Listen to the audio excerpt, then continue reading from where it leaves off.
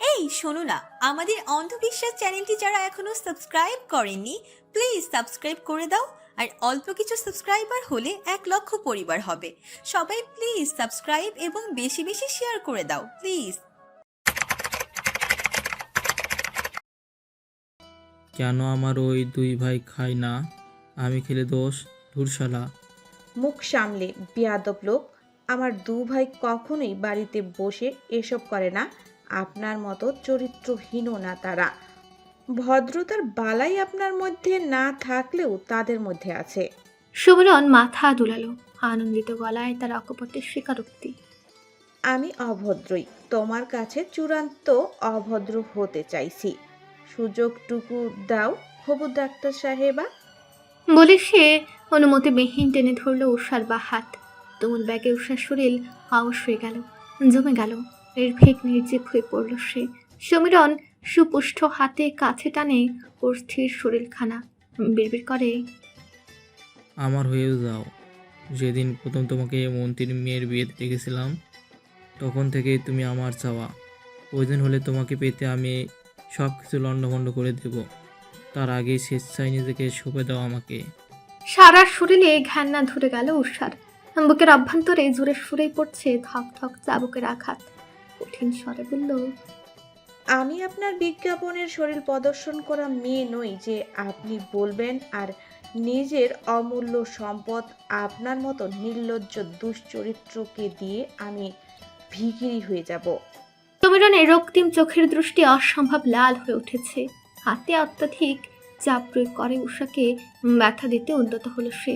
তরতরে অস্ত্র কণারা এসে ভিড় জমালো চক্ষু গহ্বরে।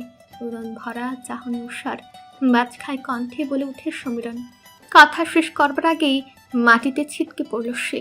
চৈতন্য ফিরে পাওয়ার পূর্বে হাতের পৃষ্ঠে ধারালো জুতার ক্রমাগত চাপ। ব্যথায় স্থির হয়ে আসতে আরম্ভ করে হাতটা। শিরা উপশিরায় ছড়িয়ে পড়ে যন্ত্রণা, তবু দমল না সে।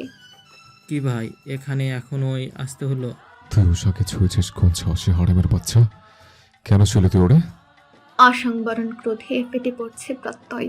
দরদর করে খামছে সে। চোয়াল কঠিন হয়ে এসেছে। চোখের দৃষ্টি যেন ভস্ম করে দিতে প্রস্তুত সমীরনকে, অথচ সমীরন নিরলস। তাতে তোর কি কষ্ট লাগছে? কটা রাখবি?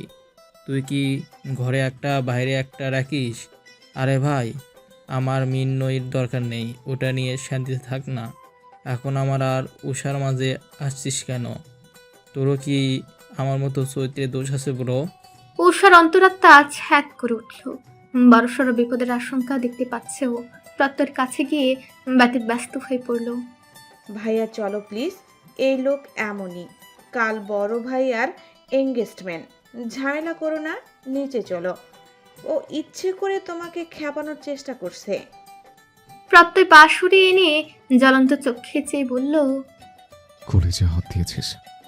পকেট থেকে রুমাল বের করে সমীরনের সম্মুখে উষার হাতটা মুছে দিয়ে আঙুলের ফাঁকে আঙুল বদ্ধ করল সে। উষার কষ্ট, ঘেন্না, আপত্তিকর স্পর্শ সবকিছু ধুয়ে মুছে গেল আকস্মিক। মহাবিষ্ট হলো। রুমকুপে রুমকুপে শিহরণের আন্দোলন।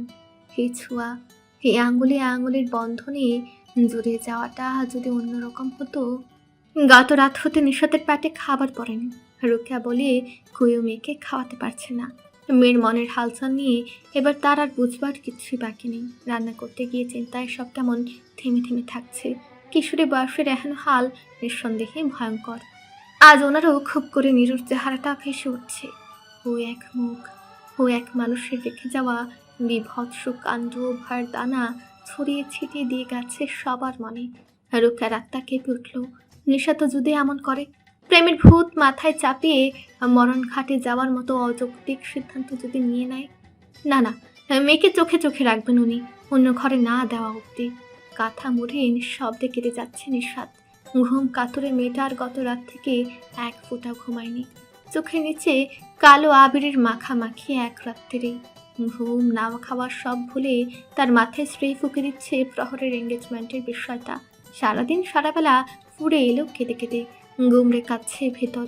সন্ধ্যার আগ মুহূর্তে কতগুলো কল দিয়েছে শিমুলকে, রিসিভ হয়নি। আচ্ছা, ওকে একটাবার যাবে ওই বাড়ি, কিন্তু বাড়িতে কি বলে যাবে?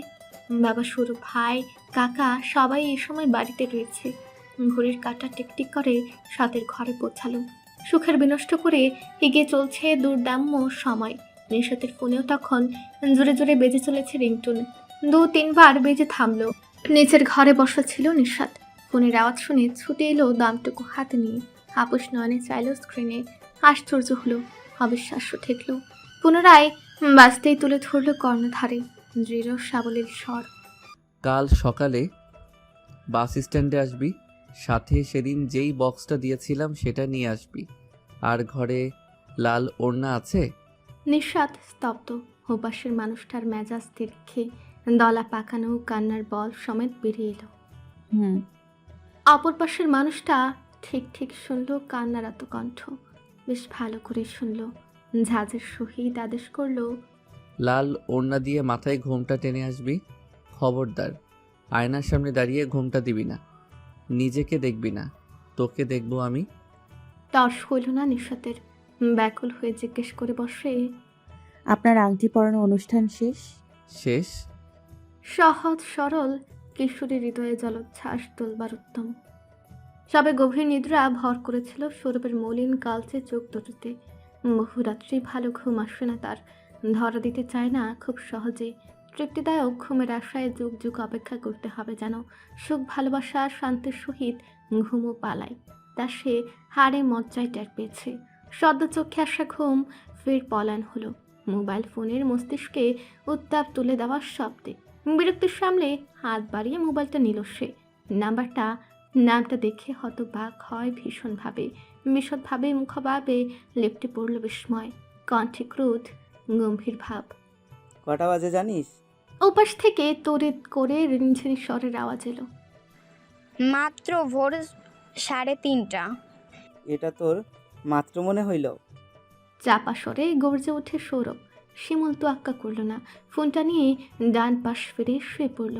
প্রবল উৎসাহিত গলায় বলে উঠল, মাত্র ভোর 3:30। একটা স্বপ্ন দেখছি সৌরভ ভাই। সৌরভের মেজাজ এবার বোধ হয় বিরক্তির চূড়ান্ত পর্যায়ে। চোখ জ্বলছে ঘুমের অভাবে। তুই স্বপ্নের কথা বলার জন্য আমাকে এই অসময় কল দিয়েছিস? মেয়ের চাপা দাঁত ভেঙে ফেলবো ফাজিল। বকছেন কেন? বকবেন না প্লিজ। স্বপ্নটা আপনাকে নিয়েই দেখেছি। মেলা সুন্দর একটা স্বপ্ন। মায়া মেশানো মিষ্টি স্বর যা পুরুষের হৃদয় নিংড়ে দিতে সক্ষম। সৌরভের বক্ষস্থলটা ধক করে উঠল। ধীরে ধীরে বা হাতটা নিয়ে নিজের হৃৎপিণ্ড বরাবর রাখল সে, স্পন্দন পরখ করতে। বড় শীতল হয়ে পড়েছে অভ্যন্তর। দেখছি না, কি বলবি জলদি বল, আমি ঘুমাবো। এত সময় যাবৎ অবিরত বকবক করলেও এখন শিমুলের কণ্ঠ রুদ্ধ হয়ে আসছে লজ্জায়, শরমে, মরমে। তার মরণ দশা। কপুলদয় উষ্ণ হয়ে উঠেছে। হৃদয় কুহর হতে কিছু কথা বের হলো। মনের মস্তিষ্কের স্বপ্নে দেখা সাজানো গোছানো লজ্জা মিশ্রিত কথা। আমি দেখেছি মামা আমাদের বাড়িতে বিয়ের প্রস্তাব নিয়ে এসেছেন। আপনি বাড়িতে বলেছেন আমাকে ছাড়া বাঁচবেন না, আমাকে বিয়ে করবেন। তারপর মাস দিয়ে মনে নেই, কিন্তু আমাদের বিয়ে হয়েছে। ফুলসজ্জার রাতে অনেক চিন্তায় ছিলেন আপনি। আমাকে কাছে ডেকে বললেন, তুই কি আমাকে একটু জড়িয়ে ধরবি শিমুল? লজ্জায় আমি আপনার বুকে মাথা রাখলাম। তখনই আপনি কাঁদতে কাঁদতে কইলেন, আমি একজনরে ভালোবাসতাম শিমুল। সত্যি কি আপনি কাউরে ভালোবাসতেন সৌরভ ভাই? সৌরভের হৃদয় গহনে স্তব্ধতা ছড়িয়ে ছিটিয়ে পড়ল আকস্মাৎ। উঠে বসল সে তাৎক্ষণিক। মৃদু চেঁচিয়ে প্রশ্ন ছুড়ল ধমকালো কঠিন রূপে, এসব কি বলছিস তুই? ফোন ডাক, এখনই রাখবি। শিমুলের জীর্ণ গলায় সে একই প্রশ্নতীত বাক্য। আপনি কি কাউকে ভালোবাসতেন? টনক নড়ল সৌরভের। দ্রুত ব্যাগে মাথায় তিক্ত এক বিস্ময় হানা দিল। বুঝল স্বপ্ন কেবল শিমুলের মন গড়া কাহিনী। আসলে সে প্রশ্নটার উত্তর চাই। সে প্রশ্নের উদ্গত হলো কোথা থেকে, আন্দাজে ঢিল ছুটছে নাকি জানেও। সজাগ দৃষ্টি আধু আধু অন্ধকার কক্ষে মেলে ধরল নিরাসক্ত সৌরভ। না। উদ্গ্রীব হয়ে গেল শিমুল। গলা ভিজে উঠেছে মেয়েটার। সুন্দর সুন্দর চোখজোড়া টপাটপ অশ্রু ফেলছে হয়তো। অনায়াসে তা বুঝতে পারছে সৌরভ। কি মধুর ক্রন্ধন মিশেল সুর। মিথ্যা বলতেছেন আপনি। আমি জানি পিঙ্কিকে আপনি পছন্দ করতেন। এ কারণেই আমারে দেখতে পারতেন না। জানবার পর থেকেই আমি এক ফোঁটাও শান্তি পাইতেছি না। না থাকতে পেরেও কল দিলাম আপনারে।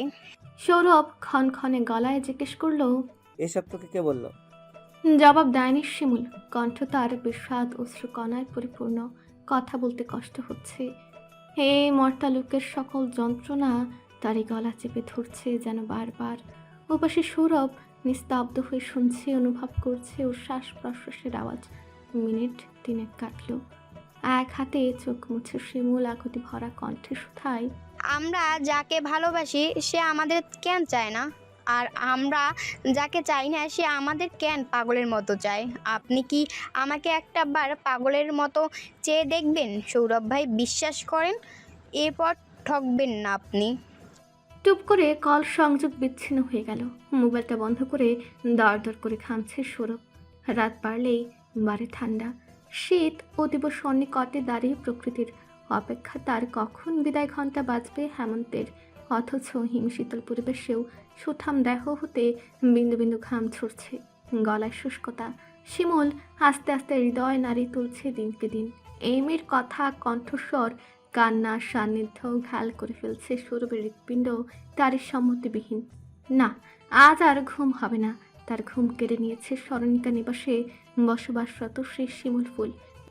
ইতিমধ্যে অনুরক্তির বীজ বপন করে ফেলেছে ভঙ্গুর হৃদয়াস্থে। চারা গজে ফুল ফুটবার আগে সতর্ক হতে হবে ওর। আদৌ কি পারবে তা? বিরাট এক আমানিসার রাত ঘুম ছাড়াই কাটালো নিঃস্বাদ। মস্তিষ্ক, চক্ষু কোনো কিছুকেই বিশ্রাম দেয়নি ও। ঘুমালে সকালে যদি নির্দিষ্ট সময়ে উঠতে না পারে তাহলে প্রহর ভাইকে দেখবে নাও। চিন্তায় বিশৃঙ্খল অনুভূতি, মনের উথাল পাতাল ভাবনা কোনো কিছু ওকে ঘুমোতে দেয়নি। ঘুম আর ওর মাঝে ছিল এসব মিলিয়ে বড়সড় একটা শক্তপোক্ত প্রাচীর। চেয়ারের উপরের দিকে থুতনি থেকে সময় গুনতে লাগলো। ঘন্টার কাঁটা তখন 8টার ঘরে। প্রহরকে ঠিক 9:30 বাস স্ট্যান্ডে থাকতে বলেছে। উঠে দাঁড়ালো চকিতে। সবচেয়ে চমৎকার সিঁদুর লাল রঙা জামাটা রাতে বের করে রেখেছিল, সেটা নিয়ে ত্রস্ত পায়ে ঢুকলো গোসলখানায়। সের বিরুদ্ধে চোখ দুটা বড় বড় হয়ে যায়, হানা দেয় ভয়। চমকে উঠে শিউরে ওঠে, ভয়ের দামকে কিঞ্চিত কেঁপে ওঠে কায়া। রুকিয়া বিছানা ঝাড়ছিলেন। নিশাতের ঈষৎ কাঁপুনি নেত্র যুগলে বৃত্তে সংশয়ের চাহনি নিক্ষেপ করলেন উনি। প্রশ্ন, সন্দেহ মেশানো। এত সকালে অমন রঙিন জামা পইরা কই যাইতেছিস? নিশাত ভরকালো। সদুত উত্তর ওকে দিচ্ছে না ওর মন দুয়ারে। বিনিয়ে বিনিয়ে বলল, স্কুলে অনুষ্ঠান আছে আম্মু, সবাই স্কুল ড্রেস ছাড়াই যাব। কই, আমি তো আগে শুনলাম না। হঠাৎ বলছে, তোমারে বলা হয়নি। শিমু যাইব তোর লাগে? হুম। এক বুক সাহস নিয়ে পরিপক্কভাবে গুছিয়ে মিথ্যা জবাব দিল নিঃস্বাদ। মায়ের মনে কি চলছে কে জানে। গত কয়েকদিন যাবৎ সে খেয়াল রেখেছে রুকার কথা, আচরণ ওর প্রতি অনেক কঠোর, পূর্বের থেকেও বহুত শক্ত। রুকার অধরদয় আলগা হলো না। মৌনমুখে বিছানা ছেড়ে রুম ঝাড়ু দিতে লাগলেন তিনি। নিঃস্বাদ দুনামোনা করছে। মার ভাবগতি, তার অল্প স্বল্প ভুল তার মনের শঙ্কার তীব্রতা বৃদ্ধি করে চলেছে ক্রমাগত। তৈরি হতে পারছে না সে। রুকেয়া দরজার কাছে গিয়ে ঘর বাঁকিয়ে গম্ভীর্যর সহিত আওড়ালেন, সাইজা নিচে আই, খাইয়া তারপর যাবি। যাওয়ার আগে মনে কইরা গাড়ি ভাড়া লইয়া যাইস, হাইটা যাওয়ার দরকার নাই। আচ্ছা। ঢাকা ঢাকা এক্ষুনি একটা বাস যাইব আফা, পরের বাস 1 ঘন্টা পর। আপনি কি এখনই যাইবেন? গেলে উইঠা যান জলদি, সারবার সময় হয়েছে গে। নিঃস্বাদ শরীর গুটিয়ে বাস স্ট্যান্ডের এক কর্নারে এসে দাঁড়ালো। দুজন লোক আসে অব্দি থেকে বিরক্ত করে চলেছে তাকে। গুনে গুনে 4 বার সে জবাবে বলেছে ঢাকা যাবে না, কিন্তু ফলাফল শূন্য। ক্রমশ বিরক্তি বাড়ছে। একটা সময় অতিক্রম করে গা ঘেঁষে দাঁড়াচ্ছে ওই দুজনের মধ্যে একজন। এ একজন কেউ চিনে, উজ্জ্বল সাহেবের বিশ্বাসযোগ্য সহযোগী শামসুল হকের ভাতিজা। মেয়েদের দেখলেই উত্তক্ত করায় ঝাঁপিয়ে পড়া তার নিত্যকার রুটিন। আর একটু সেটে গেল। প্রহরে দেওয়ার সময়ের 20 মিনিট আগে এসে উপস্থিত হয়েছে। পরিণামে এমত অবস্থায় পড়ল। ছেলেটা ওর লম্বা ঘুমটার দিকে ঝুঁকে হাসলো। সিগারেটে পুরা উষ্ঠে তির্যক হাসি বিচরণ করছে তখন। কণ্ঠনালী হতে মুক্ত হচ্ছে গায়ে আগুন লাগানো, দুমড়ে মুচড়ে দেওয়ার শব্দ। কিরে নিশু, নাগরি ব্যাপার স্যাপার নাকি? এইখানে কি করো সোনা পাখি? এত সুন্দর কইরা নতুন বইয়ের লহান সাইজা আইসিস কেন? নাগর না আসলে আমার সাথে চল, আমি কিন্তু প্রেম দিতে কিপটামু করমু না। সুখ কি বেশি দিবি তুই? আমার এক ঝলক দেখাতো তুই কেমন প্রেম দিতে পারবি। করপুটে জামার খানিক অংশ মুষ্টি ম্যাও করে পল্লব নীতি কেটে যাচ্ছিল নিঃস্বাদ। চিরচেনা হাস্যরসাত্মক স্বর কর্ণধারে পৌঁছাতেই ঝটপট চোখ মেলে চাইল। ভরসা খুঁজে পেল সম্মুখের শ্যাম পুরুষের চেহারাতে। ছেলেটাও ফিরে তাকালো পেছনে।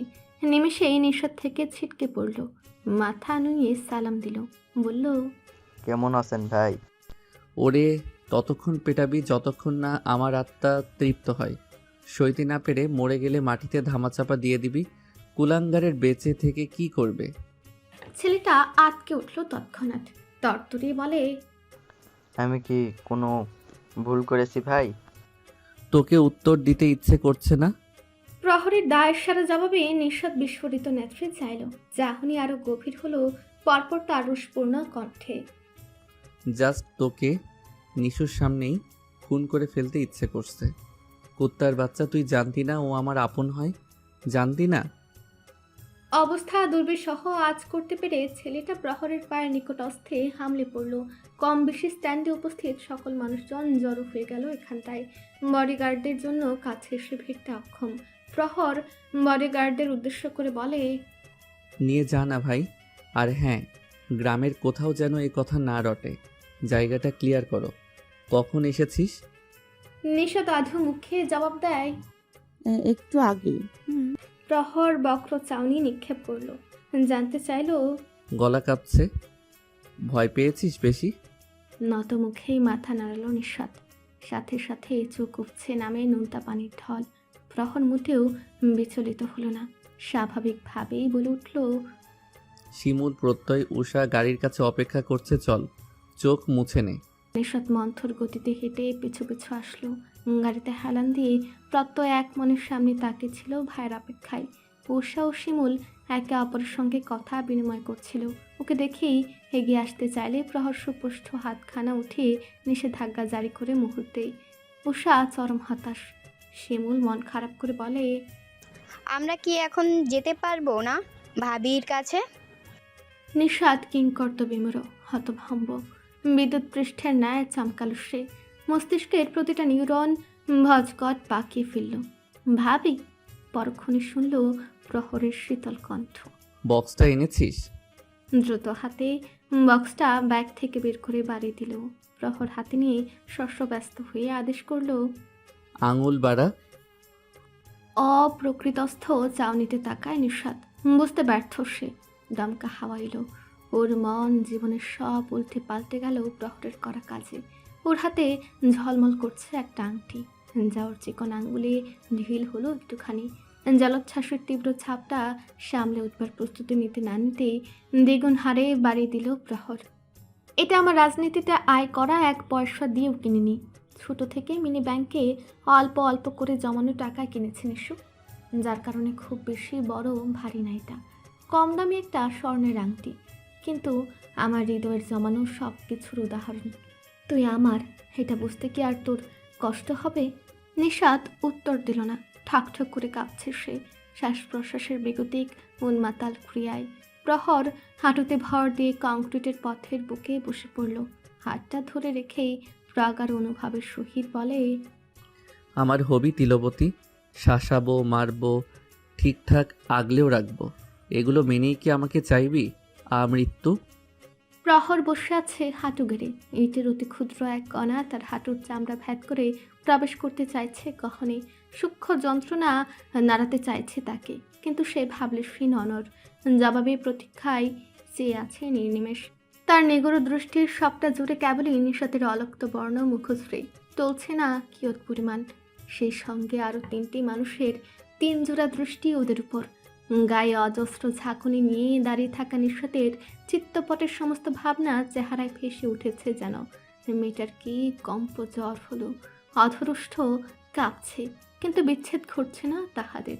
পৃথিবীতে মুক্ত হতে পারছে না ধনী রূপে। মেয়েটার ভয়ঙ্কর অনুভূতিগুলো, চিকন চিকন হাত পা, শরীরের প্রত্যেকটা অঙ্গে তরঙ্গের ছোঁয়া লেগেছে হয়তো।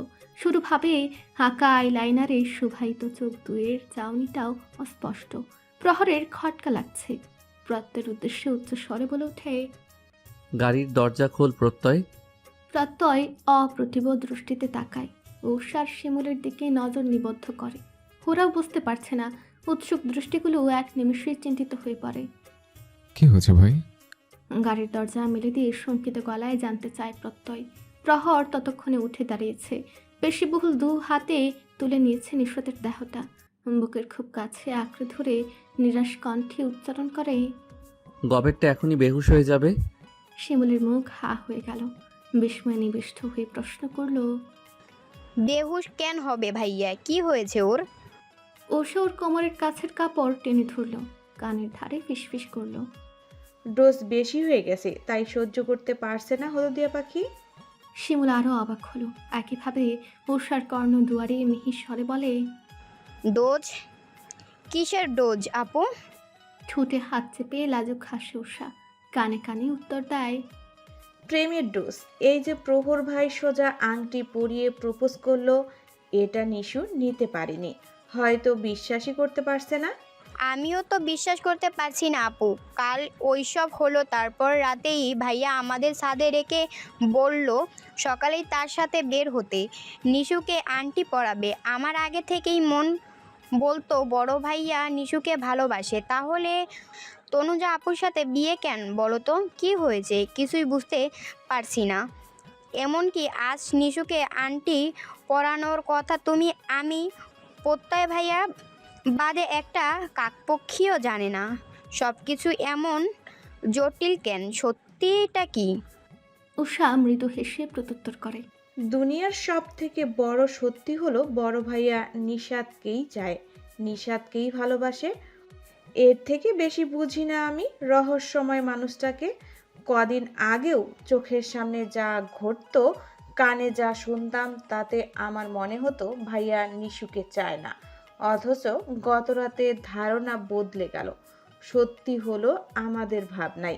নয়তো তনুজাকে নিজ হাতে আংটি না পরিয়ে ভাইয়া বেরিয়ে যাবে কেন বলো? আর আমাদের সাক্ষী রেখে নিশাদকে ভালোবাসা কেন জাহির করবে না বাসলে? শিমুলের মস্তিষ্কে প্রশ্ন উদয় হলো। মুখে প্রস্ফুটিত করলো। চোখ রাঙালো উষা। রাগত স্বরে আওড়ালো, আচ্ছা উষা আপু, তুমি কাউকে ভালোবাসো? তোর দুঃসাহস তো কম না, বড় বোনকে এমন প্রশ্ন করিস? শিমুল ঠোঁট উল্টে ফেলল। তোমার ভালোর জন্যই জিজ্ঞেস করলাম। তুমি জানো বাবা বড় কাকা তোমার বিয়ের কথা বলা বলি করছিল। ভালোবাসার মানুষ থাকলে বলে দাও। উষার আবাক কণ্ঠস্বর। বাবা বিয়ের কথা বলছিল। শিমুল তৎক্ষণাৎ উত্তর দেয়, হ্যাঁ, ছেলের ডাক্তার, অস্ট্রেলিয়া থাকে। প্রস্তাবটা বেশ পছন্দ হয়েছে বাবারও। উষা হতবাক, বাকরুদ্ধ। বাবা সব জানে, ঠিক কতটা ভালোবাসে প্রত্যেকে সেটা তার জানার বাহিরে নয়। তাহলে বিয়ে করবে নাও। প্রত্যেকে ভালোবেসে দিব্যি এ জীবন কাটিয়ে দিতে পারবে। সব ভালোবাসায় যেমন পূর্ণতা নেই, তেমনি জীবনকে পরিপূর্ণ করতে সঙ্গীর প্রয়োজন নেই। একাকিত্বকে বরণ করে অপ্রকাশিত প্রেমোত্তাপ নিয়েই পুরো ছাই হতে নিঃসংকোচে রাজি সে। এটা বাবা কেন বুঝতে পারছে না? প্রত্যয় পানির বোতল নিয়ে ছুটে এলো। জ্ঞান হারায়নি নিশাদ। চোখ বুঝে প্রহরের বুকে পড়ে আছে। শরীরের সকল শক্তি হারিয়ে গিয়েছে ওর। বুকের ভেতরের যন্ত্রটার ক্রিয়া প্রক্রিয়া নিয়ন্ত্রণহীন। মাদল বাজছে অন্তঃকরণে। এসবের ভর সামলাতে পারছে না ও। লজ্জার দাপটে প্রহরের বুক থেকে সরে সোজা হয়েও বসতে পারছে না। প্রহর তীক্ষ্ণ কণ্ঠে বলল, রক্তের মতো তোর কি ভালোবাসায় ফুবিয়ে আছে? প্রত্যয় গাড়ির ভেতরের বোতলটা রেখে মুখ লুকিয়ে কেটে পড়ে। মনে পড়ল 2 দিন ধরে মৃন্ময়ীকে একদমই জ্বালানো হয়নি। ঢাকা ফিরেই মেয়েটার কাছে ছুটে যেতে হবে। চোখ দুটি যে তুমুল তৃষ্ণার্থ। কথা বলছিস না কেন? নিশাদ নিরুত্তর। প্রহর রেগে মেগেই বলে উঠল, সর সর, আমার বুক থেকে সর। আংটি পরিয়েছে এর মানে এই নয় যে তুই আঠার মতো লেগে থাকবি। নিশাদ আলগা হয়ে বসে। প্রহর পানির বোতল বাড়িয়ে দিয়ে বলল, মুখ খুলে পুরোটা পানি আমার মাথায় ঢাল। নিশাত সজাগ দৃষ্টিতে তাকালো, চক্ষুদয় বড় বড় করে। কল্পনা ভেবে প্রশ্ন করলো, হুম। তাড়াতাড়ি পানি ঢাল মাথায়। আমার প্রপোজালের 12টা বাজিয়ে দিয়েছিস তুই, মৃগী রোগী। ইচ্ছে করছে ঠাটিয়ে চর মারি। মাত্র ভালোবাসা দেখিয়েছি, মারতে পারবো না। তার চেয়ে ভালো আমার মাথাটা ঠান্ডা কর।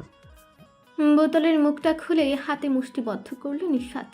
ভয়ে ভয়ে পানি ভরা বোতলটা এগিয়ে নিয়ে ধরে প্রহরের মাথার কাছে। এই মানুষের ভরসা নেই, ওকে আবার মেরে বসে যদি। ঢালতে গিয়ে হাত পিছিয়ে আনে একবার, বাড়ি দেয় পুনশ্চ। শেষমেশ চোখ বুজে ঢেলে দেয় জল। সহসা শুনতে পায় নিরুত্তাপ কণ্ঠস্বর। তোর ওড়না দিয়ে মাথাটা মুছে দে এবার। নিশাত নিরুপায় হয়ে মিনমিন করে বলে, তুমি চোখ বন্ধ রাখো ভাইয়া। বলতে প্রহর চোখ বন্ধ করতে সময় নষ্ট করেনি। গা থেকে ওড়না অর্ধেক খুলে চুল মুছতে আরম্ভ করে নিঃশ্বাস। নিঃশ্বাস ভারী হয়ে আসছে ওর। হরমোনের প্রবল সারায় উত্তেজনায় আবারও শক্তি হারিয়ে দুর্বল হয়ে পড়ছে। ঘন ঘন নিঃশ্বাস ছড়িয়ে পড়ছে গাড়িতে। চুল মুছতে থাকা হাতটা থমকে গেল আকস্মিক। তোকে আমি তিলবতী কেন ডাকি জানিস? ছুট্টি করে উত্তর দিল, না। 6 বছর বয়সে একবার মাকে প্যাটের পায়ের গোড়ালির হাতের পিঠের গলার কাছের তিল দেখে জিজ্ঞেস করেছিলি, ফুপু এগুলো কি? সেদিনই নামটা আমার মাথায় আসে, কিন্তু তখন আমি তোকে কোন নজরে দেখতাম না। এখন কিভাবে দেখে শুনবি? নেশা তোড়না দিয়ে শরীর ভালো করে ঢেকে নিল। সতর্ক দৃষ্টিতে প্রহরের পানে চাইল। চোখ বুজে আছে সে। অস্ফুট স্বরে তাল মিলিয়ে বলল, কিভাবে? ঝট করে চোখ মেলিয়ে তাকালো প্রহর। গাঢ় চাহনি, একাগ্র চিত্তে চেয়ে নির্বিকার ভঙ্গিতে বলে, 90% কুনজর আর 10% সুনজরে। নিশা তৎক্ষণাৎ আমতা করে। আমি বাড়ি যাব। ভয় পাচ্ছিস? আমার কুনজরের ভয়? তোর উপর কুনজর দেওয়ার রাইটটা শুধু আমারই। সহ্য করতে হবে তোর। মাথায় ঘুমটাটা দে। কাপা কাপা হাতে ঘুমটা টানলো। কিশোরের হৃদয়ে লহরি খেলে যাচ্ছে। তার অসভ্য প্রহর ভাই তাকে ভালোবাসে ভাবলেই মন কাননে উড়ে বেড়াচ্ছে রঙিন প্রজাপতি। ঘুমটা টেনে নামিয়ে ফেলে নেত্রযুগল। প্রহর আঙ্গুলে তুলে নেয় নত চিবুক। আলতু হেসে বলে, তোকে টুকটুকে লাল বউ লাগছে তিলবতী। আমার অধৈর্যের যৌবন বয়স পার করে এসেছি ধৈর্যশীল হয়ে তোকে পাবো বলে। অপেক্ষা করেছি তোর চোখে নিজের জন্য ভালোবাসা দেখার। ভেবে রেখেছি যেদিন দেখব সেদিনই তোকে নিয়ে ছুটে যাব কাজে অফিসে। গোছালো সব ভাবনা উলট পালট করে সিদ্ধান্ত নিয়েছি মামুজানের সামনেই তার মেয়েকে চিরতরে হাসিল করব আমি। বর হিসেবে পছন্দ তোর আমাকে। অনেক কষ্ট দেব কিন্তু। নিশাত নরম হাতে প্রহরের অন্য হাতের পিঠে হাত রাখল। মুখ থেকে কথা বের হচ্ছে না ওর। প্রহর অধৈর্য হয়ে বলে উঠল, তুই যে বোবা, ভুলে গেছিলাম। একটা হিন্টস দিয়ে দে, আমাকে আর বুড়ো বানাইস না। কি নিদারুণ যন্ত্রণা! এতদিন ভালোবাসার জন্য খাঁচায় বন্দি পাখির ন্যায় ছটফট করছিল নিঃশ্বাস। এখন স্বপ্নের মতো পেয়েও প্রকাশ করতে পারছে না। মনের সাথে যুদ্ধ করে বলল, আমি আপনাকে ছাড়া থাকতে পারবো না। আমি তোকে বাঁচতেও দিব না আমাকে ছাড়া। বলে ওর কপালে উষ্ঠের ছোঁয়া লেপতে দিল প্রহর। জমে গেল নিঃশ্বাস। মূর্তি হয়ে গেল মুহূর্তেই। ঝমঝম আওয়াজ মস্তিষ্ক জুড়ে। বিয়েতে সম্মতি দিয়ে দিয়েছে উষা। পরশু ঘরোয়াভাবে আকত হবে ওর। পাত্রের ছুটি কম, ফলপ্রসূ বিয়েতে তাড়াহুড়ো। পাত্রকে অত্যন্ত পছন্দ হয়েছে মুশতাক সাহেবের। ওনার বন্ধুর ছেলে হয়। উষাও আর নাকচ করেনি। ঢাকা ফিরেই মিনিটেই সম্মতি দিয়ে দিল বিয়েতে। পাত্রের পরিবারের সাথে একেবারে আকদের দিনই দেখা হবে। শহরতলিতে আধারের খেলা চলছে। বই নিয়ে বসলো উষা। টেবিলে ল্যাম্পশেডের অল্প স্বল্প আলোয় রুমের দরজা খোলা। গটগট করে প্রবেশ করলো কেউ অনুমতিবিহীন। সশব্দে বইটা বন্ধ করে দিয়ে অসংবরণ ক্রোধে ফেটে পড়ল লোকটা। তুই বিয়েতে অনুমতি দিয়েছিস? দিয়েছি। দৃঢ় শান্ত গলায় সংকোচহীন উত্তর। প্রত্যয় অল্প সময়ের জন্য কথা বলার শক্তি হারিয়ে ফেলল। অচেতন দৃষ্টি মেলে তাকালো উষার পানে। ঈষৎ কিরণে ঝলমলিয়ে চক্ষু গহ্বরে ধরা দিচ্ছে উষার মুখের কাঠিন্য রূপ। কণ্ঠের সমস্ত উত্তাপ কমিয়ে প্রশ্ন করল, তুই হঠাৎ করে বিয়েতে রাজি হলি কেন? উষা বইটা নিজের কাছে টেনে নিয়ে স্মিত হাসি অনুরোধ করে, পাশের চেয়ারটায় বসো ভাইয়া। বসবো না, আগে জবাব দে। আবারও রাগে সে জড়ো হয়েছে প্রত্যয়ের ক্রিবাদেশে। উষা শীতল গলায় বলল, জবাব দিচ্ছি তো, তুমি আগে বসো না। গা থেকে জিন্সের কালো জ্যাকেটটা খুলে উষার পরিপাটি বিছানার উপর ছুরি মারল প্রত্যয়। পরনে রয়ে গেল পাতলা ছায়া রঙের টি শার্টটি। প্রলম্বিত উষ্ণ নিঃশ্বাস নাসারন্ধ্র গলিয়ে বের হয়ে বড্ড আওয়াজ করে। ধপ করে চেয়ারে বসে চুলগুলো মুঠোয় পড়ে নেয়, প্রচণ্ড জোরে জোরে টেনে ঠেলে দেয় পেছনে। উষার চোখ ছানা ভরা, আটকে উঠে। যে চুলের উপর দেখাচ্ছ কেন? চুল ঝরে যাবে সব। কি লাভ মাসে 10 বার জেন্টস পার্লারে গিয়ে শেষে যদি মাথার চুলই না থাকে? রক্তাভ নেত্রে তাকায় প্রত্যয়, বলল, 10 বার না, একবার চাই। ওটাই, গেলেই হলো। এখন মাথাটা ঠান্ডা করো, মালিশ করে দেবো আমি। না, লাগবে না, পর অভ্যাস হয়ে যাবে। অন্য বাড়ি থেকে এসে মালিশ করে দিতে পারবি না। অভ্যস্ত হয়ে গেলে তোর হাতের ছোঁয়ার জন্য তাপড়াতে হবে আমার। কণ্ঠে বেদনা বোধ পরিস্ফুটিত। প্রত্যয়ের অভিমান উপেক্ষা করে উষা খোঁচা মারে। তোমার এমন কত অভ্যাসেই আমি আছি ভাইয়া। এই যেমন তোমাকে সকালে কফি করে দেওয়া, তোমার রুম গুছিয়ে দেওয়া। বুয়া যেন তোমার বিয়ারের বোতলগুলো খাটের তলানিতে খুঁজে না পায় ঝাড়ু দিতে গিয়ে, তাই ডাস্ট অ্যালার্জি নিয়েই নিজে কোমরে ওড়না বেঁধে ঝাড়ু দেওয়া। এই অভ্যাসগুলো কিভাবে ছাড়বে? এবং সব থেকে গুরুত্বপূর্ণ বিষয়টা, তোমার আন্ডারওয়্যার গুছিয়ে দিবে কে? আমি না থাকলে তোমার গোছাতে মনে থাকবে? নাকি সব সময়ের মতো ফ্লোরে একটা, বিছানায় একটা এভাবে ফেলে রাখবে? এমনটা করো না ভুলেও। বুয়া এমনিতেই তোমার জন্য ধারে ধারে ভোট চাইবে বলে ওই দিন এসে বলল, আপা সুন্দর দেখা 2টা কথা শিখান না আমারে। আমি যেই বাড়িতে কাম করি তাদের হুনাইয়া কমু বড় স্যার ছোট স্যারের ভোট দিতে। সামনের ইলেকট্রনের হাতের নাগালে পেলে এই বাড়ি ও বাড়ি করে পুরো ঢাকা শহরের কুখ্যাত বানিয়ে ফেলবে তোমাকে। প্রচার করবে ওনার শুদ্ধতম স্বরে। মহল্লাবাসী শহরবাসী দেখা লন আমার হাতে কিত্তা। প্রত্যয় ভাইয়ের জাঙ্গিয়া পাইছি আমি কোমর ভাঙ্গা। এবারের মার্কা সেরা মার্কা, প্রত্যয় মিয়ার জাঙ্গিয়া মার্কা। উষার হাস্যকর কথাগুলো শুনেও দৃষ্টি নড়বড় হলো না প্রত্যয়ের, আরও তীক্ষ্ণ হয়ে উঠেছে। আমি কিন্তু সিরিয়াস, তোমার মনে নেই একবার তোমার ছোট্ট প্যান্ট নিয়ে বুয়া সারা বাড়ি বডিগার্ড দারোয়ান সবার কাছে ঢোল পিটাচ্ছিল? ছোট সারে আহুদ্দেন লাহান ছোট হাফ প্যান্ট পরে। বাক্যটার সমাপ্তি টেনেই অট্ট হাসিতে লুটে পড়ল উষা। প্রত্যয় বক্রচাউনি নিক্ষেপ করে রেখেছে, চাহনি নিষ্পলক স্থির। উষা চেয়ার ছেড়ে দিয়ে হতভম্ব হয়ে জিজ্ঞেস করে, কি হয়েছে এমন করে তাকিয়ে আছো কেন? তোকে দেখছি, তোর হাসি দেখছি। বিয়ের ফুল তোর মনে এত জলদি ফুটে গেল। পাত্রকে দেখতে বেশি সুন্দর। বহু গণনার পথে আজ তোকে এতটা সুন্দরভাবে হাসতে দেখছে। শ্লেষাত্মক কণ্ঠস্বর বাজছে উষার শ্রবণ গ্রন্থিতে।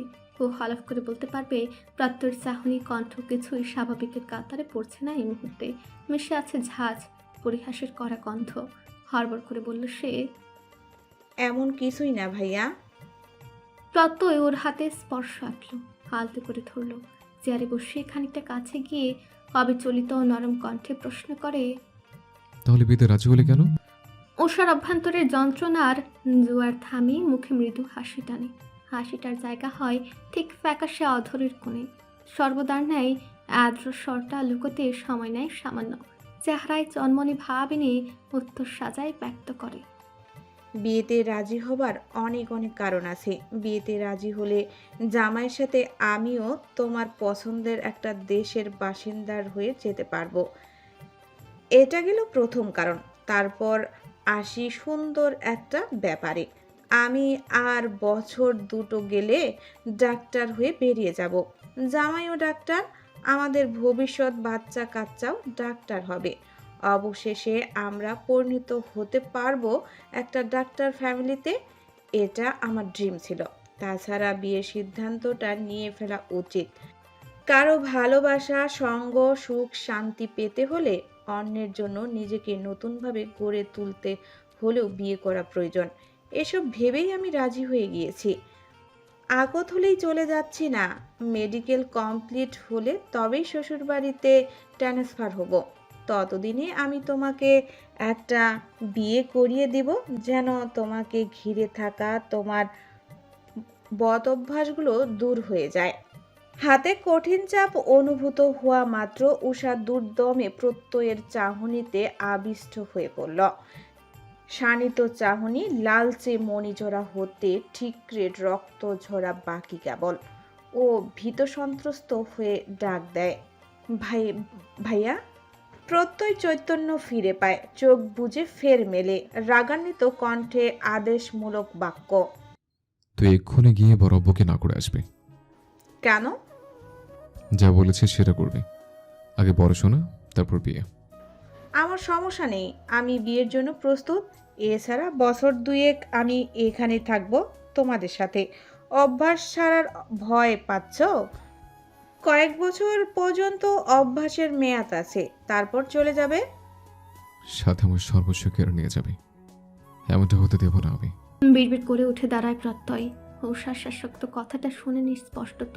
প্রত্যয় দরজা চৌখাটে গিয়ে ফিরে আসে, জ্যাকেটটা বিছানা থেকে তুলে নেয়, ঝাঁঝালো কণ্ঠে বলল, তুই বিয়ের জন্য প্রস্তুত, তাই না? যখন থেকে তেনা গায়ে পেঁচিয়ে মানুষের কোলে চড়ে বেড়াতে, তখন থেকে চোখে চোখে বড় করেছি তোকে। আমার একটা দায়িত্ব আছে না? আমার ভোরের পাখি ঠিক কতটা প্রস্তুত বিয়ের জন্য সেটা বড় করে নাও। কাল সারাদিন তোর প্র্যাকটিস ডে চলবে। সকালে উঠে গোসল করে একটা শাড়ি পরে নিবি, ভেজে চুলে আমার রুমে এসে আমাকে ডেকে তুলবি। আমি রাস্তায় কে কী খাবো লিস্ট করে রান্না করবি, আমার পাশে বসে আমাকে সার্ভ করবে। বাকিটা দিনেই বলবো, আপাতত এগুলোই মাথায় রাখ, নয়তো তোর বিয়েতে আমি ভেজাল বাঁধিয়ে দেব। গড়গড় করে বেরিয়ে গেল প্রত্যয়। হুষা স্তব্ধ, ভাষাহীন, শরীরটা জমে গিয়েছে, বিহ্বলিত অতীব। এ যেন পুরনো প্রত্যয়কে দেখতে পাচ্ছে ও।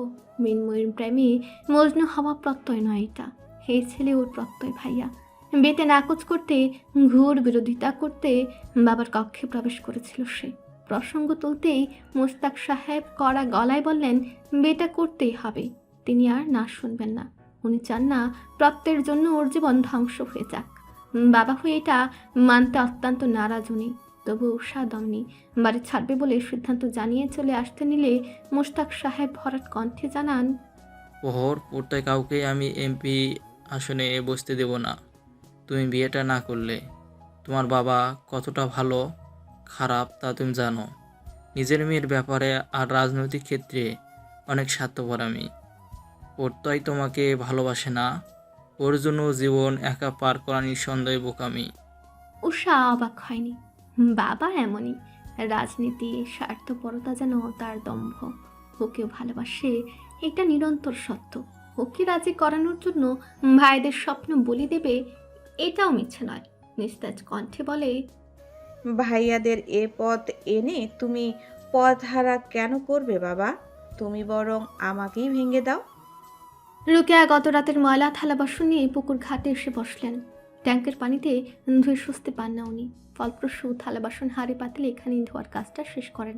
পারে কারো পায়ের শব্দ কর্ণপাত হতেই ঘাড় ঘুরিয়ে উপরের দিকে চাইলেন। টুনির আম্মা এসেছে। কিছু কইবা টুনির আম্মা? আর সকালে আইলা? টুনির আম্মা চিন্তাগ্রস্ত কণ্ঠে বলে, কমু কিনা ভাবতাছি ভাবি। রুকেয়ার হাত থেমে গেল, ভাবুক হয়ে বললেন, কি কথা? টুনির আম্মা নিম্ন কণ্ঠে বলে উঠল, গতকাল টুনির আব্বা বাড়ি ফেরবার পথে মিশুরে বাস স্ট্যান্ডে দাঁড়ায় থাকতে দেখলো। স্কুলের টাইমে মাইয়া ওইখানে কি করতেছিল ভাবি? কইয়া গেছে আপনারে? যুগ ভালা না, এমনি এ বাড়ি একটা কলঙ্ক লাগে আছে, মাইয়াটা যদি বকে যায়, এই জন্যই আপনারে কইতে আইলাম। রুকেয়ার চেহারায় বিস্ময়ের ছিটে ফোটাও দেখা গেল না। ভাবে এমন যেন তিনি মোটেও অবাক হননি। উল্টে বললেন, আমি পাঠাইছি নিশুরে, কামা ছিল। অপ্রসন্ন হলেন টুনির আম্মা। ও হ, গ্রামে কথা বিলি করতে অতিশয় পটু সে। জবাবটা তার ভালো লাগেনি। বাহ্যিকভাবে স্বাভাবিক রইলেও ভেতরে ভেতরে হুতাশনে পড়ছেন রোকেয়া। দাঁতে দাঁত চেপে থালা বাসন মেজে বাড়ির দিকে ছুটলেন তড়িৎ গতিতে। রান্নাঘরে রেখে দোতলায় উঠে সোজা নিশাতের ঘরে এসে উপস্থিত হলেন। শেষে মোবাইল নিয়ে প্রহরের কলের অপেক্ষায় নিমজ্জিত নিশাত। অনুভূতিগুলো উন্মাদনায় দিশেহারা হয়ে ছুটছে অন্তরের সর্বত্র।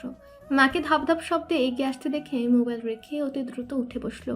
কিছু বলবার জন্য মুখ খুলতে যাবে সবে বিনা বার্তায় শক্ত হাতের থাবা বসিয়ে দেন রোকেয়া ওর গালে। চির চির করে জ্বলে ওঠে গালটা। অশ্রুধারা বইতে থাকে বাধাহীন। অপ্রকৃতস্থ দৃষ্টি মেলতেই রোকেয়া আবারও চর বসালেন। চিবুকে আঙ্গুল ধাবিয়ে গর্জে উঠেন, বাস স্ট্যান্ডে কেন গেছিলি? নিশাত হাপস নয়নে চেয়ে কেঁদে যাচ্ছে অনবরত। ব্যথায় মুখশ্রী সম্পূর্ণ রক্তিম। রোকেয়ার হৃদয় গলছে না। তুই প্রহরের পছন্দ করিস? মায়ের প্রশ্নে রুফু কেঁপে ওঠে ওর। কথা বলতে পারে না, ডুকরে কাঁদতে শুরু করে। চিবুক ছেড়ে বিছানায় বসে পড়লেন। রোকেয়া ক্লান্ত দেহে। আমি তোর আম্মা, তোর হাব বাপ চেনা আমার। প্রহরের বিয়া ঠিক, শরম লাগলো না তোর ওরে পছন্দ করতে? লজ্জা নাই তোর? তোর আব্বা জানলে জ্যান্ত মাটিতে পুঁতে ফেলবে তোরে। সময় থাকতে আবেগ শেষ কর, আবেগ দিয়া দুনিয়া চলবো না। আজ থেকে প্রহরের লগে কথা কইবি না, তোর আবেগ আমি ধ্বংস কইরা সারমো। নিশাত নিশ্চুপে মন মুখে মায়ের যাওয়ার দিকে তাকিয়ে থাকে। মা কি করে সব জানলো ঠাউর করতে পারছে না সে। গাল ব্যথায় দুই হাতে বিছানার চাদর খামচে ধরে ঠোঁটে ঠোঁট চেপে অস্ত্র বিসর্জন দিতে থাকে নিঃশব্দে। প্রহর ভাইয়ের প্রেমে পড়ার পর থেকে ওর এত দুঃখ কেন পেতে হচ্ছে। মোবাইলটা ভাইব্রেট করে জানান দিচ্ছে লাগাতার মালিককে এখন প্রয়োজন ভীষণ। কম্পনরত হাতে নাম্বার না দেখেই কানের কাছে ধরে। ভিডিও কল দিচ্ছি, ধরতে 1 সেকেন্ড লেট হলে আমি মহানন্দ গ্রামে এসে তোকে শায়েস্তা করব। বলার আগেই বুঝবার আগেই ভিডিও কল এলো। কাঙ্ক্ষিত মানুষের কল পেয়ে তাড়াতাড়ি চোখের এক একটা অশ্রুকণা এলোমেলো হাতেই মুছতে লাগলো নিঃস্বাদ। পাছে প্রহর ওর কান্নার চিহ্ন না বুঝে যায়। কলটা ধরে মাথা নুয়ে রাখলো। প্রহর ধমকায়, মিটিংয়ে সবাইকে বসিয়ে রেখে তোকে দেখব বলে বাহিরে এসেছি। তুই মাথা নুয়ে রাখলে মুখটা দেখব কি করে? মাথা তোল। নিঃস্বাদ আর চোখে প্রহরকে দেখে নেয় এক পল। আস্তে ধীরে মাথা উঠায়। নিমিষেই প্রহরের সন্দিহান কণ্ঠে প্রশ্নের সূচনা। গালে কি হয়েছে তোর? নিঃস্বাদ হাঁসফাঁস করতে লাগলো। মিথ্যা সাজাতেও দম বন্ধ হয়ে আসছে। তোর গালে আঙুলের দাগ ভেসে আছে, কে মেরেছে সুইটহার্ট?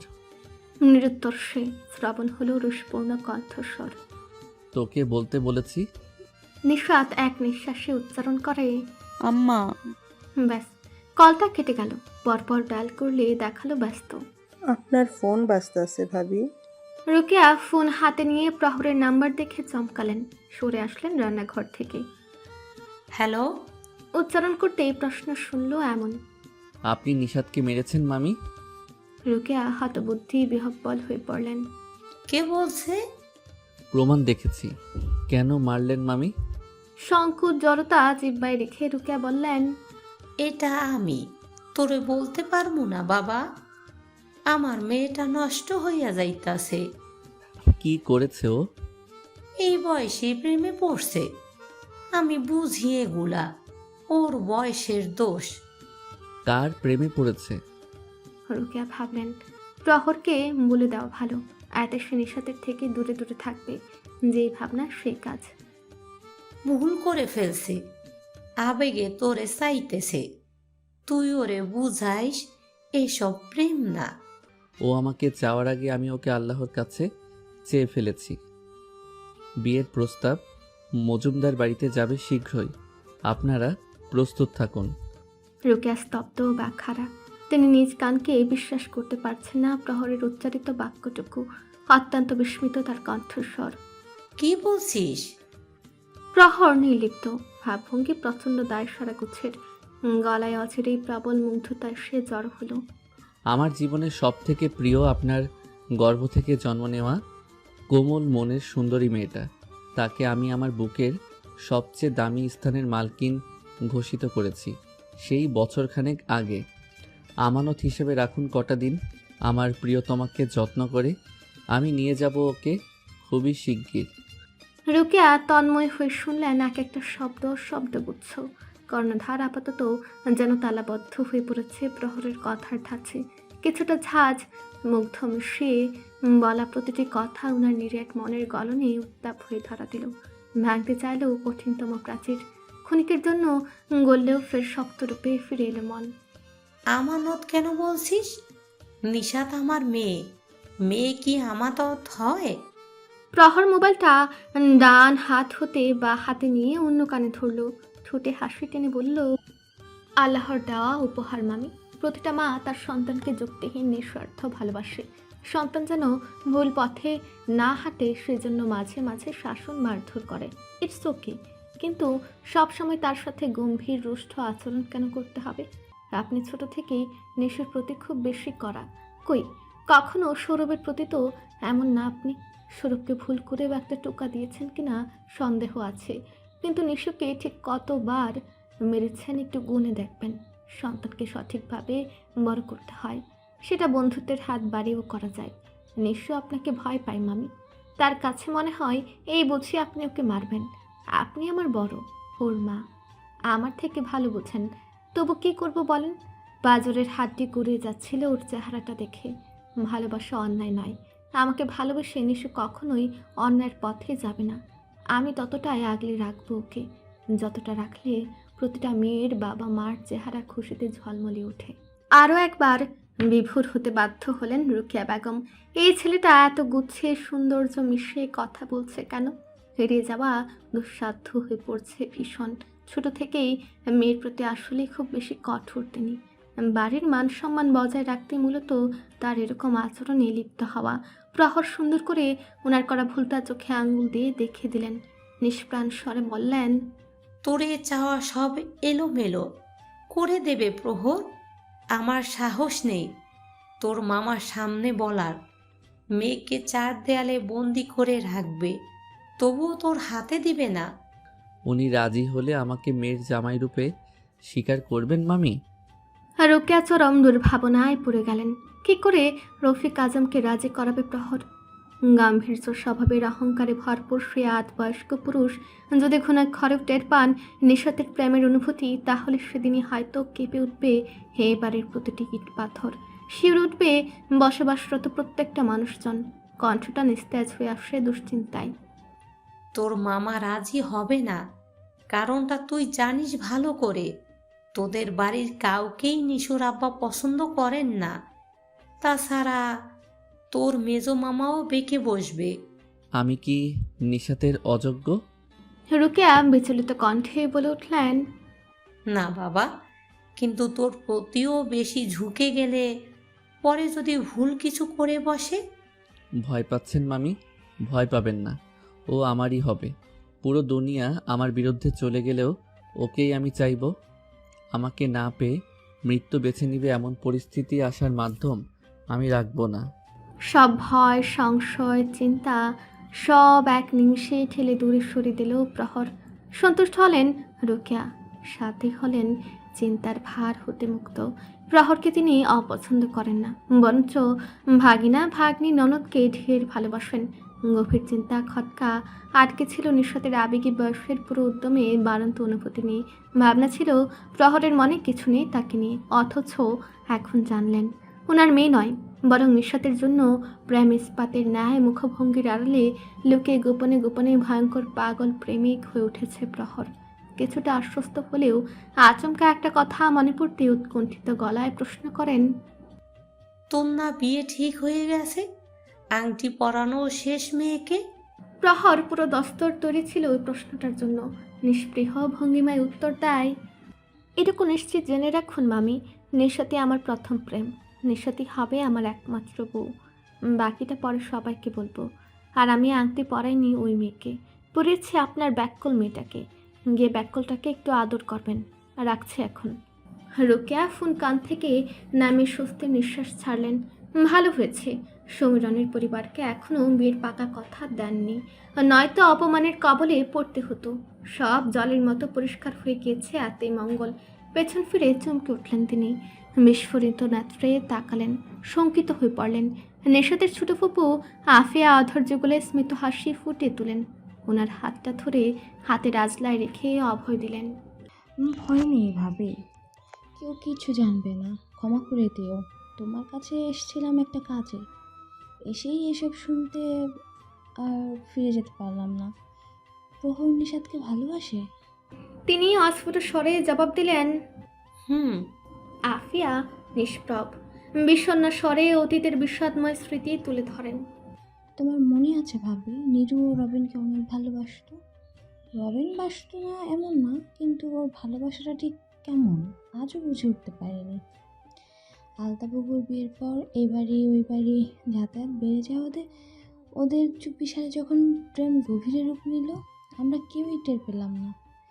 টের পেলাম শুধু নীরুর গর্ভবতী হওয়ার কথাটা। সারা গ্রামে হর করে ছড়িয়ে গেল কথাটা। বিয়ে ছাড়া একটা মেয়ের গর্ভবতী হওয়া এই সমাজে ভালো চোখে দেখে না কেউই। নীরু তখন 16 বছরের মেয়ে। আমাদের রবিন বয়সে কত বড় ছিল ওর।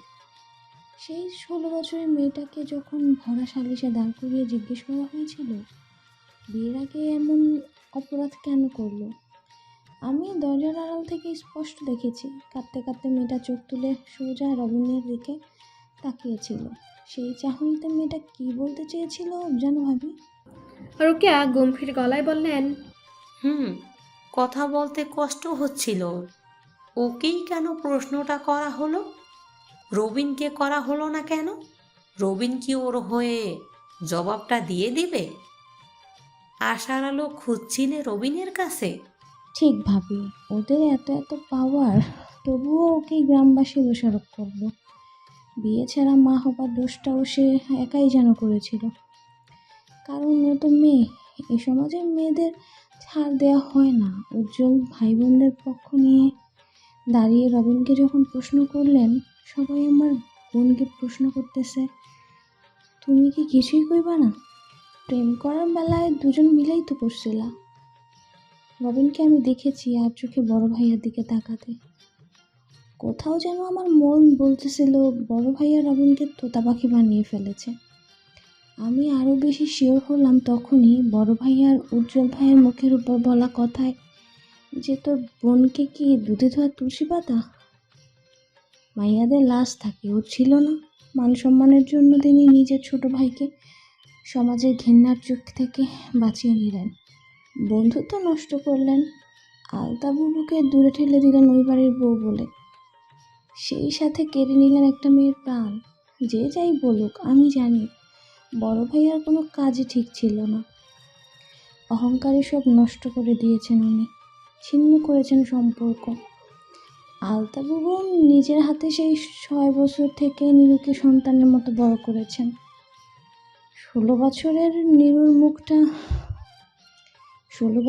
নীরুর মরা মুখটা দেখে এক ফোঁটাও কাঁদতে দেখিনি আপাকে। নীরুর মৃত্যুর পেছনে দোষ ছিল রবিনের, বড় ভাইয়ের। অথচ বুবু এবারই কারো প্রতি রাগ রাখেনি। বড় ভাইয়া রাখলেন। নিজের সম্মান বজায় রাখতে অহংকারী হয়ে উঠলেন। যেখানে ঘৃণা ছিল সেই বাড়ির মানুষগুলোর ঘৃণা মুখ ফিরিয়ে নেবার কথা। তার মতে উজ্জ্বল ভাই নীরুকে দিয়ে ডেলিয়ে দিয়েছিলেন ওনার মান সম্মান নষ্ট করতে। উজ্জ্বল ভাইয়ের নিঃস্বার্থ বন্ধুত্বটাকে তিনি শত্রুর মর্যাদা দিলেন। আলতাবুবু পালিয়ে বিয়েটা না করলে সেটাও বোধহয় দিতেন না। ভাগ্যিস বাবা থাকতে সেটা মেনে নিয়েছিলেন। প্রহর নিষাদকে ভালোবাসে শুনে আমি খুশি হলাম ভাবি। আমি মনে প্রাণে চাই নিশুক ভেঙে চুরমার করে দিক তার বাবার অহংকার প্রহরের বউ হয়ে গিয়ে। আমি জানি প্রহর রবিন হবে না, আমার ভাগিনা রবিনের মতো কাপুরুষ না। সম্মান দিয়ে নিয়ে যাবে তোমার মেয়েকে। সুদীর্ঘ এক নিঃশ্বাস নিঃশব্দে বিলিয়ে দিলেন রুকিয়া। এক রুক্তেও মিথ্যা বানোয়াট কথা বলেননি আফিয়া। শিমুল কালো রঙের একটা 3 পিস পরে ফটাফট তৈরি হয়ে নেয়। মোবাইলটা হাতে নিয়ে কল দেয় সৌরভকে। এছাড়া সৌরভের সাথে যোগাযোগ করার ভিন্ন কোনো পথ খোলা নেই ওর। সম্পর্ক ভালো থাকলে বছরের পর বছর সৌরভের জন্য নানার বাড়িতেই পড়ে থাকতো। সৌরভকে ইমপ্রেস করার জন্য সকল পন্থা অবলম্বন করত। কলটা ধরা মাত্রই অস্থির হয়ে ক্রমাগত বলতে থাকে, উষা আপুর বিয়েতে যাচ্ছি, আমার আর এইসব ভালো লাগছে না সৌরভ ভাই। সবার বিয়ে হয়ে গেছে, আমি কেন একা একা ধোকে মরমু? কবে বিয়ে করবেন আমাকে? মামা এ জীবনে রাজি হইবে না, তাহলে কি আপনি এই জীবনেও আমারে বিয়ে করবেন না? দোকানে কাস্টমার আছে। সৌরভ চাপা নিরুত্তাপ কণ্ঠে জিজ্ঞেস করে। তোকে বিয়ে করলে তুই বক বক করা কমিয়ে দিবি? শিমুল খুশিতে উত্তেজনায় গদগদ হয়ে উত্তর দিল। একেবারে বোবা হয়ে যামু। তবে বিয়ে করবেন ভাই? ভাই বললে বিয়ে করব কিভাবে? শান্ত গলায় কৌতুক মিশেলে প্রশ্ন সৌরভের। শিমুল তৎক্ষণাৎ জিভে দাঁত বসিয়ে দেয় একটু জোরেই। ঈষৎ ব্যথায় আর্তনাদ করতে গিয়ে দমিয়ে ফেলায় যন্ত্রণা। মস্তিষ্কের নিউরনে নিউরনে সৃষ্ট হলো। ভাই ডাকলে জামাই কেমনে হবে? মানুষ কি ভাববে? মিনমিন করে আওড়ায়। আর ডাকবো না। পুনর্বার লাজ লজ্জা ভুলে উচ্ছ্বসিত হয়ে প্রশ্ন করলো। বিয়ে কবে করবেন? বিয়ের আগে একটু রূপচর্চা করতে হবে। আপনার প্রেমে পড়ে চিন্তায় চিন্তায় আমি কালো হয়ে যাচ্ছি। যদি কালো বউ আপনার ভালো না লাগে? সৌরভ তাজ্জব বনে যায়। আজকাল শিমুলের সঙ্গে রাগটা দেখাতে পারে না সে আগের ন্যায়। শিমুলের কণ্ঠটা বক্ষস্থলটা শীতল করে দেয় সেকেন্ডেই। সৌরভ বুঝতে পারে নির্দ্বিধায় না চাইতেও শিমুল তার অন্দরমহলের রানীর মর্যাদা লাভ করতে চলেছে। পরিপক্ক মনটা মারাত্মকভাবে চাইছে শিমুলকে। কষ্টসাধ্য হয়ে পড়ছে দুর্বার গতিতে শিমুলের সান্নিধ্যে যেতে চাওয়া দেহটাকে দমানো। মন দেহ সব কঠিনভাবে ঝুঁকে পড়ছে শিমুলের দিকে। কী করবে সৌরভ মোটেও বুঝে উঠতে পারছে না। পিঙ্কিকে মানেনি বাবা, আর শিমুল কখনোই মানবে না। ত্যায্য করবে ওকে প্রয়োজনে। যাকে ভালোবেসেছে তাকে পাওয়া হলো না, যে ভালোবাসে তাকে কেন হারাবে? যে ভালোবাসে ভালো থাকার জন্য তাকে সযত্নে নিজের করে নেওয়াই উচিত। সৌরভ নিচু গলায় বলল। তুই কি জানিস শিমুল, তোর লজ্জা কম? বিয়ের পর আমি তোর সাথে কি করব তা জানিস? জানলে লজ্জায় বিয়ের নাম নিতি না। শিমুল উন্মুক্ত কয়েকটা চুল আঙ্গুলে প্যাঁচাতে প্যাঁচাতে লজ্জালু হয়ে জানায়। জানি। কি জানিস? ভেবেছিস শুধু চুমু খেলি চলবে? কাম খতম। বাংলা ছবি দেখে কতটুকুই শিখলি, জানলি না শুধু চুমুতে হয় না। ঝটকা খেল শিমুল। মুখের ভেতরটা কেঁপে উঠল। ফোন কেটে দিল তাৎক্ষণিক। এমন করে সৌরভ কখনো বলেনি, কখনো না। আজ কি হলো সৌরভের? জ্বর উঠেছে কি? আবল তাবল গেলার মানুষ সে নয়। নাশাক্ত জিনিসের প্রতি কোনো টান নেই তার। বলা বাহুল্য সে আবার ভদ্র সমাজের ভদ্রলোক। তাহলে এমন বেসামাল কথা কেন বলল? ছোট থেকেই বেশি বেশি বাংলা ছবি দেখেও। বাংলা মুভির প্রতি তার আসক্তিটা গভীর। তাই বলে এভাবে বলবে? কিছু একটা হয়েছে সৌরভ ভাইয়ের। প্রেম হয়ে যায়নি তো? ভাবনাটা মনে আসা মাত্রই বুকটা ধপধপের সূচনা হলো। পুরো কায়া ঝিমঝিম করে উঠল। কাঁপা কাঁপা হাতে মেসেজ করলো। আমার মনে হচ্ছে আপনি আমাকে ভালোবাসেন সৌরভ ভাই। টুপ করে জবাব আসে বার্তাটার। তোর যদি মনে হয় তোকে আমি ভালোবাসি তাহলে বাসি। তোর প্রেমের উষ্ণ তাপে গা পুড়ছে আমার ভীষণভাবে। এটা থেকে মুক্তির সমাধান থাকলে আমায় হাওলাত দিস, নয়তো পুরেই কয়লা হবে অন্তর। শিমুল মোহিত হয়ে বারবার পড়ল কেবল। এত এত বকবক করা সে এখন নির্বাক। দুপুরে গোসল সেরে হলুদ একটা শাড়ি জড়িয়েছে দেহে উষা। তারপরে রান্নাঘরে ছুটে এসে কফি বানায়। বুয়া ওকে দেখে মুখ হা করে বলল। আপনি আইসকাই শাড়ি পরছেন কে আফা? হবু দুলাভাইয়ের লগে ঘুরতে যাইবেন? বিয়ের আগে বেড়া মানুষের লগে ঘুরতে যাইয়েন না। কন যায় না যদি আপনারে সুন্দর দেখা ওই বেড়ায় আকাম কোকাম কইরা ফেলে। বুয়ার মুখ লাগামহীন, তাতে কোনো সন্দেহ নেই। তবু উষার কাছে সকাল মধ্যাহ্নবেলা সুন্দর। বুয়ার কথাগুলো রুমঝুম করে বাজছে শ্রবণ গ্রন্থিতে। আস্তে করে প্রশ্ন করে বুয়ার কথার পরিপ্রেক্ষিতে। সত্যি ভালো লাগছে। বুয়া মাথা নাড়াতে নাড়াতে জবাব দিলেন। হ আফা, 100-তে 100 লাগছে আপনারে। মুচকি হেসে হাতে 2 মগ কফি নিয়ে ড্রয়িং রুমে প্রহরের সম্মুখে এসে উপস্থিত হলো। বাড়িয়ে দিল কফির মগ। রান্নাঘরে যাবার আগে নজরে পড়েছিল প্রহরকে। প্রহর চোখ বুজে বসে আছে সোফায়। এক ঝাঁক ক্লান্তি ঘিরে ধরে আছে তাকে। উষাটাকে মেলে ধরল নেত্রপল্লব। প্রশংসা করলো আকস্মাত। শাড়ি পরেছিস, চমৎকার লাগছে। উষার বদনে লজ্জা এসে জুড়ে বসলো। মিহির স্বরে বলল। ধন্যবাদ ভাইয়া। প্রহর হুট করে জিজ্ঞেস করলো। বসবি আমার পাশে? দুটো কথা জিজ্ঞেস করার আছে। দ্বিতীয় কফির মগটার দিকে তাকায় উষা। গরম গরম ধোঁয়া উঠছে। প্রহরও সেদিকে তাকিয়ে বলে। প্রত্যয়ের জন্য। প্রহর ক্ষীণ হাসে, স্থির দৃষ্টিতে চেয়ে বলে, দুটো প্রশ্নই করব, শর্টকাটে উত্তর দিবি। নবাব সাহেবের কফি ঠান্ডা হবে না, তাছাড়া দুপুরে ঠান্ডা কফি ভালো। উষার মন ইতিমধ্যে খচখচ করা শুরু করে দিয়েছে। বড় ভাইয়ার সঙ্গে মিথ্যা বলা অসম্ভব, বললেও সেটা সহজেই নিখুঁতভাবে ধরে ফেলে প্রহর। খুঁতখুঁত স্বরে সম্মতি জানায়, সঠিক উত্তর দেবে। অতঃপর প্রথম প্রশ্নটা শুনেই দ্বিধায় পড়ে যায় কি উত্তর দেবে ভেবে। প্রশ্নটা হলো, জেদের বসে বিয়েতে হ্যাঁ বলেছিস? ও জড়িয়ে যাওয়া কণ্ঠে প্রত্যুত্তর করলো, কারো ভালোর জন্য রাজি হয়েছি। প্রহর উত্তরটা শুনে সেটা নিয়ে বিশ্লেষণে গেল না। দ্বিতীয় প্রশ্নটা করলো বিলম্ব না করেই, তুই প্রত্যয়কে ভালোবাসিস? উষা আশ্চর্য দৃষ্টিতে তাকায়, চক্ষুদয় বড় বড় হয়ে যায়, রক্ত চলাচল বৃদ্ধি পায়। কি জবাব দিবেও ও জানে প্রহর নিশ্চিত হয়ে এই প্রশ্নটা করেছে। উত্তর নিয়ে হেলাফেলা করা যাবে না, আর সঠিক উত্তরটা দিলে অনেক কিছুই পাল্টে যাবে, পরিবর্তন হবে অনেকের মন, জীবনের গতিও। কিছু কিছু চাপা ক্লেশ সবাই নীরবে সহ্য করলেও প্রহরের এই সহ্য ক্ষমতা নেই।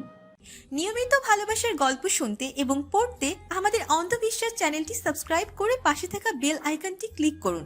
ধন্যবাদ সবাইকে।